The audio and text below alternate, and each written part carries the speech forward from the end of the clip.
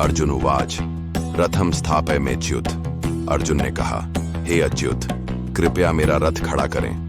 भावार्थ, अर्जुन श्री कृष्ण से विनम्रता पूर्वक निवेदन करते हैं कि वे उनका रथ युद्ध भूमि में खड़ा करें।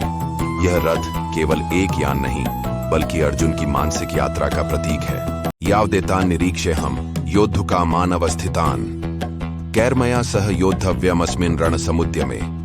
मैं उन योद्धाओं को देखना चाहता हूं जो युद्ध की इच्छा से यहाँ उपस्थित हुए हैं और जानना चाहता हूं कि इस युद्ध में मुझे किन किन से युद्ध करना होगा। भावार्थ, अर्जुन यह समझना चाहते हैं कि वे किन किन प्रियजनों और वीरों के विरुद्ध युद्ध करने जा रहे हैं। यह आत्म मंथन की शुरुआत है जो आगे उन्हें गहरे मानसिक संघर्ष की ओर ले जाएगा। कैर्मया सह योद्धव्यमस्मिन् रण समुद्यमे अयम च अवस्थितान दृष्ट्वा धर्मस्य चिकीर्षया। मैं यह देखना चाहता हूं कि युद्ध के लिए एकत्रित हुए इन लोगों में मुझे किस किस से युद्ध करना होगा। भावार्थ, अर्जुन युद्ध में अपने विपक्षियों को पहचानना चाहते हैं ताकि वे धर्म के अनुसार उचित निर्णय ले सकें। संजय उवाच एव मुक्तो हृषिकेशो गुडाकेशेन भारत सेनयोरुभयोर्मध्ये स्थापयित्वा रथोत्तमम्। संजय बोले, भारत, इस प्रकार गुडाकेश अर्जुन द्वारा कहे जाने पर ऋषिकेश श्री कृष्ण ने उत्तम रथ को दोनों सेनाओं के बीच में खड़ा कर दिया। भावार्थ, अर्जुन की आज्ञा के अनुसार श्री कृष्ण ने उनका रथ दोनों सेनाओं के मध्य खड़ा किया जिससे उन्हें युद्ध भूमि का दृश्य साफ दिखाई दे। भीष्म द्रोण प्रमुखतः सर्वेषां च महीक्षिताम् उवाच पार्थ पश्यैतान् संवेतान् कुरुनिति। भीष्म, द्रोण और अन्य राजाओं के सम्मुख श्री कृष्ण ने कहा, हे पार्थ, देखो यहाँ एकत्रित हुए इन कौरवों को। भावार्थ, श्री कृष्ण अर्जुन का रथ कौरवों के प्रमुख योद्धाओं भीष्म और द्रोण के सामने ले जाकर खड़ा करते हैं और अर्जुन से कहते हैं कि वे युद्ध में सम्मिलित अपने बंधु बांधवों को ध्यान से देखें। यह एक मानसिक मोड़ की शुरुआत है जहां अर्जुन भीतर से विचलित होना शुरू करते हैं। तत्रा पश्यत स्थितान पार्थ पितार आर्नथ पितामहान आचार्यान् मातुल्लान् भ्रातार आरण पुत्रान् पौत राण सखींस्तथा श्वशुरान् सुहृदश्चैव सेनयोरुभयोरपि।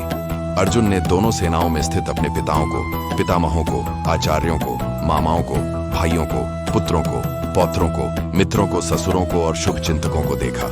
भावार्थ, जब श्री कृष्ण ने रथ को कौरवों के सामने खड़ा किया तब अर्जुन ने अपने ही रिश्तेदारों और प्रियजनों को दोनों पक्षों की सेनाओं में खड़ा देखा। यह दृश्य उसके मन को भीतर तक झकझोर देता है। यही भावनात्मक संघर्ष का आरंभ है।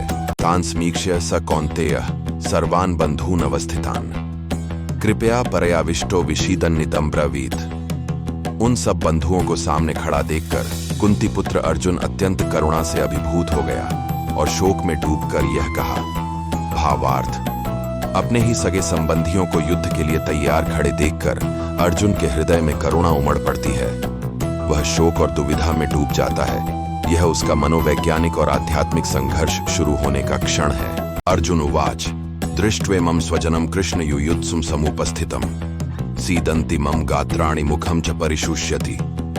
अर्जुन ने कहा, हे कृष्ण, जब मैं युद्ध के लिए उपस्थित अपने स्वजनों को देखता हूं तो मेरे शरीर के अंग शिथिल हो जाते हैं और मेरा मुख सूखने लगता है।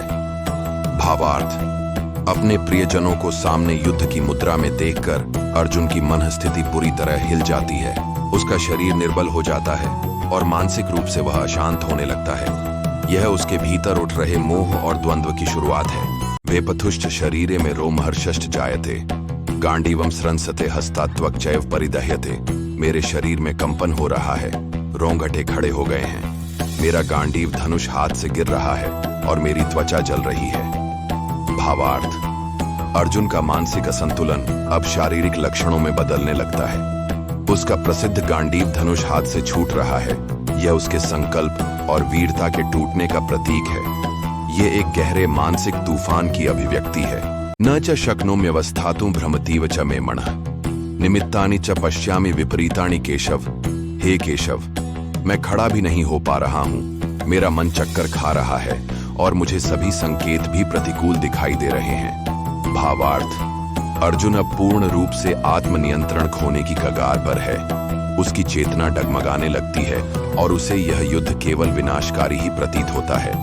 उसके मन में अब आध्यात्मिक प्रश्न जन्म लेने लगते हैं।